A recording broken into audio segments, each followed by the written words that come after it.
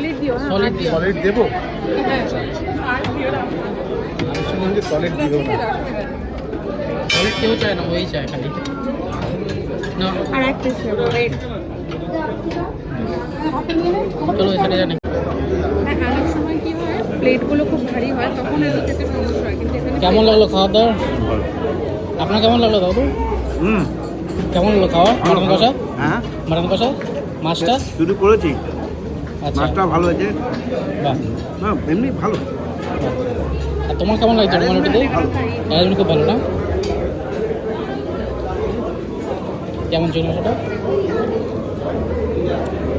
রুমালি রুটি দিয়ে সত্যি চিকেন কষা খেতে বেশ ভালো লাগে, মাটন কষা বেশ দারুণ লাগে। চিকেন বেশি ভালো লাগে।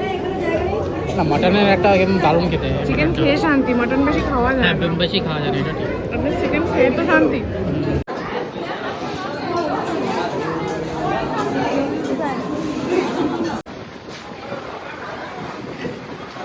চিকেনটা তুমি খেয়ে নাও, চিকেনটা দারুণ হয়েছে।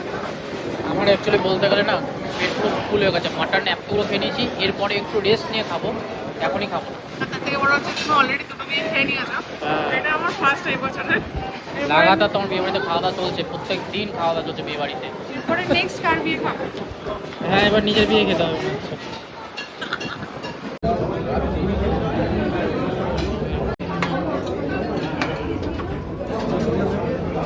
দাদা অল্প খাই।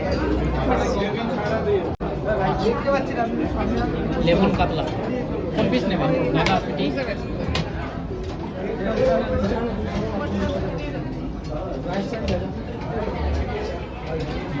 একটু গ্রেভি দিন। সামান্য পেঁপে।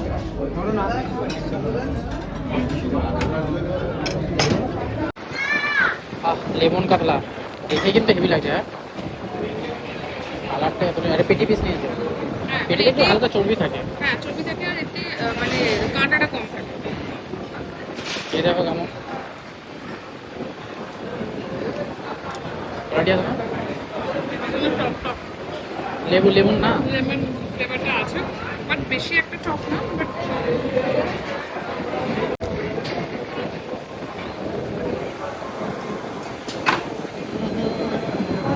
আমার প্লেটে তো মাটনের বন্যা হয়ে গেছে।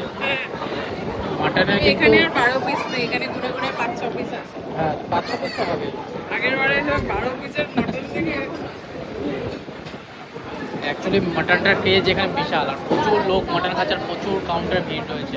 আর মাটনটা সত্যি দারুণ না? এত মটনের ওখানে ভিড়, মানে ঢালছে আর সেকেন্ডের মধ্যে পুড়ে যাচ্ছে। হ্যাঁ সে তো হবেই, সবাই মাটন খেতে ব্যস্ত। দেখো মাটনের মাছ কালার। মাংস কেউ খাচ্ছে না, মাছ মাংস কেউ খাচ্ছে না।